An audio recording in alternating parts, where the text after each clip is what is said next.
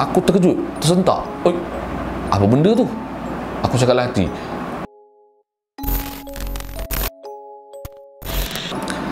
Assalamualaikum, hai. Jumpa lagi kita dalam Tasnim Halil Studio.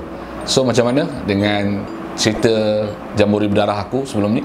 Aku harap cerita tu dapat memberikan sesuatu yang segar ataupun sesuatu yang barulah dalam dunia mistik ataupun cerita-cerita mistik.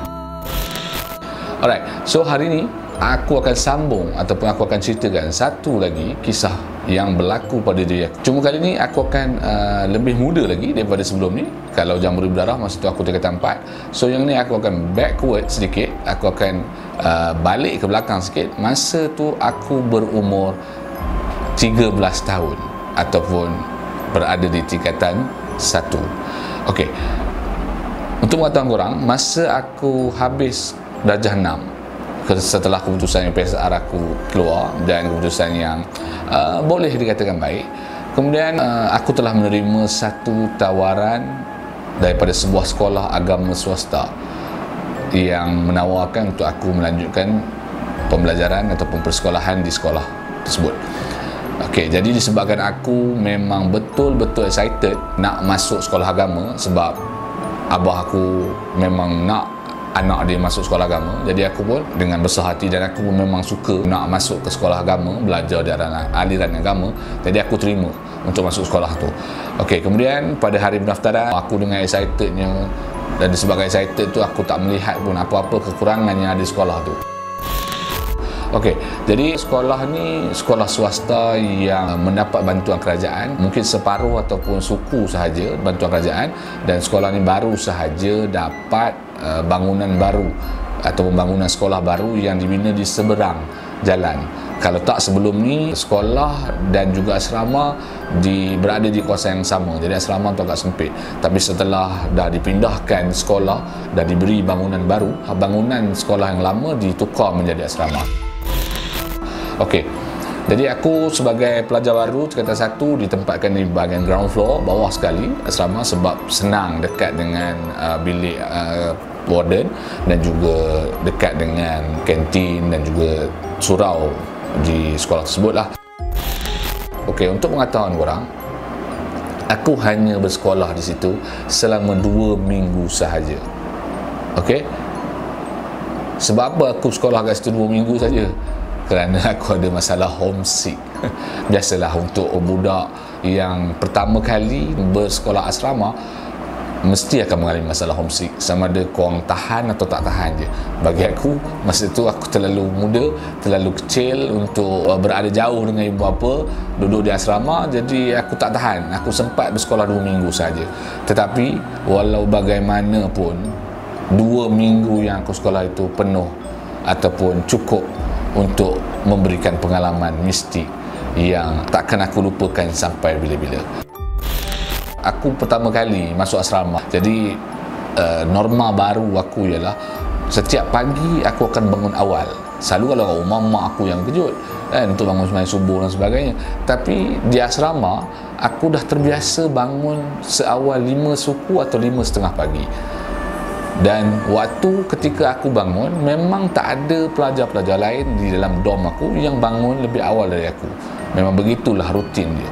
Sebab kalau biasanya nak pergi sembahyang subuh, ada warden atau ustaz yang akan kejut, panggil, bawa otan, bising, siap untuk pergi ke surau untuk solat subuh berjemaah. Tapi aku memang dah bersedia lebih awal.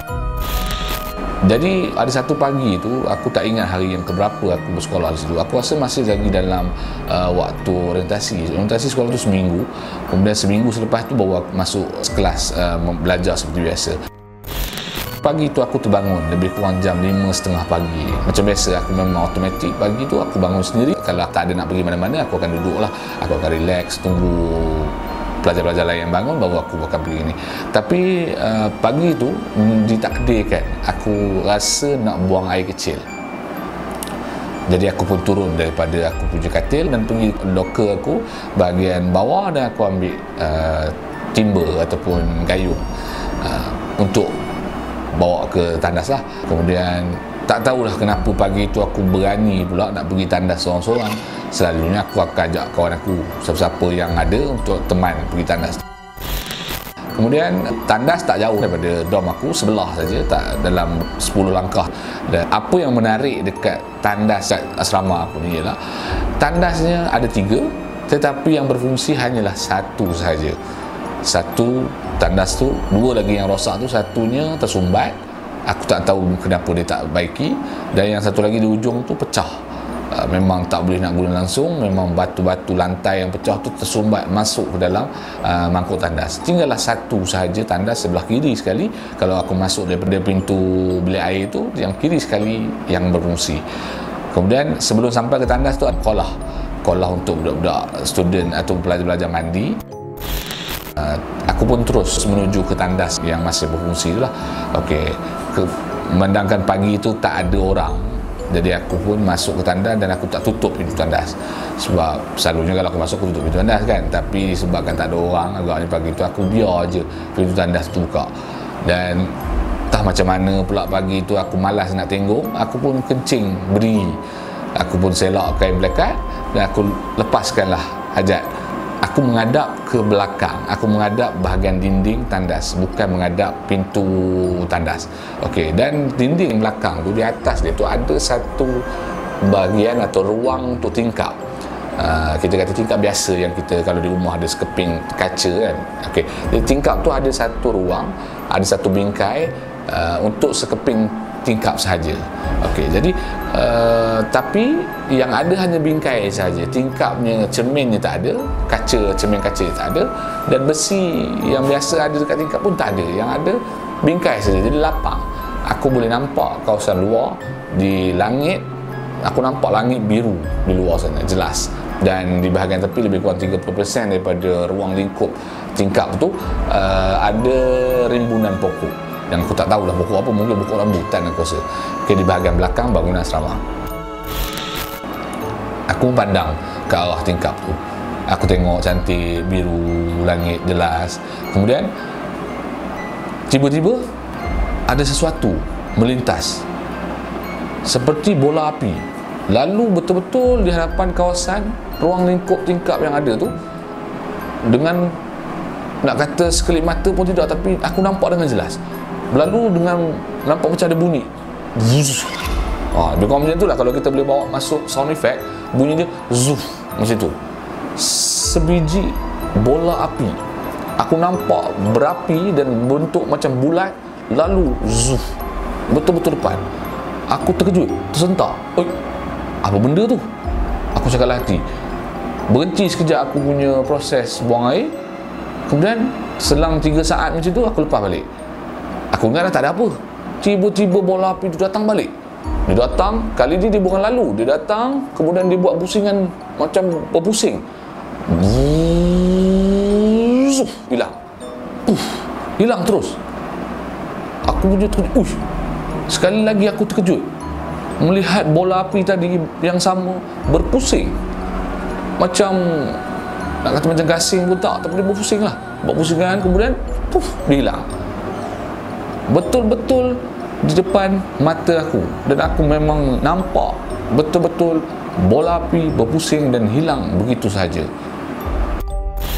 Dalam pengetahuan aku, bola api itu ialah penanggal, hantu jenis penanggal, yang mana kalau korang tahu dalam kalau kita dah biasa dengar cerita dan juga kita tahu, ada juga filem kan, filem tentang penanggal. Penanggal ni ialah sama ada lelaki atau perempuan, tapi dia lebih sinonim dengan perempuan lah, yang mana dia beramal dengan ilmu hitam, ilmu salah. Kemudian bila dia beramal dan dia melakukan pemujaan, dan dia punya tengkuk boleh putus, macam tercabut, bahagian kepala dia tercabut, dan segala isi dalam perut, dalam badan dia akan ikut keluar. Paru-paru, jantung, usus besar dan perut akan keluar ikut sekali dan berterbangan. Dan ada yang terbakar, ada yang bentuk bola api, ada yang tidak pun ada, macam-macam bersih.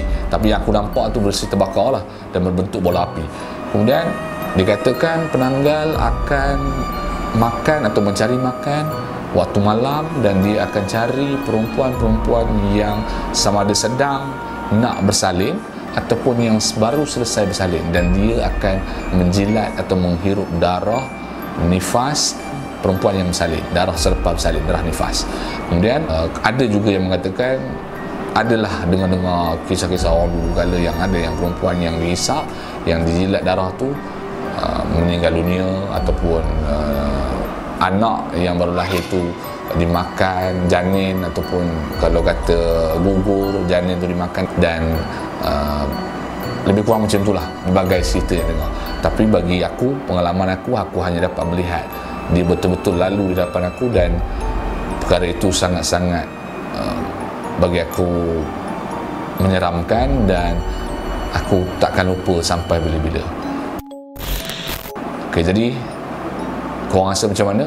Adakah cerita aku cukup menyeramkan kali ni? So, kalau korang suka dengan cerita ni, jangan lupa like, komen, dan yang belum subscribe, tolong subscribe channel ni. Sebab apa? Aku ada banyak lagi cerita yang nak dikongsikan kepada korang semua, sebab cerita-cerita mistik ini memang betul-betul berlaku dan melalui pengalaman aku sendiri, dan bukan sahaja penampakan, dan aku juga membantu mengubat orang-orang yang kerasukan dan sebagainya. Bukanlah aktif sangat, tapi adalah membantu beberapa kes. Jadi semua itu akan aku ceritakan, dan kalau korang suka dengan cerita-cerita macam ni, jangan lupa subscribe dan tekan butang loceng. Dan kalau korang dah tekan butang loceng, nanti bila aku upload cerita baru, korang akan dapat notifikasi ataupun akan dimaklumkan. Jadi terima kasih dengar cerita aku kali ni. So jumpa lagi di lain masa.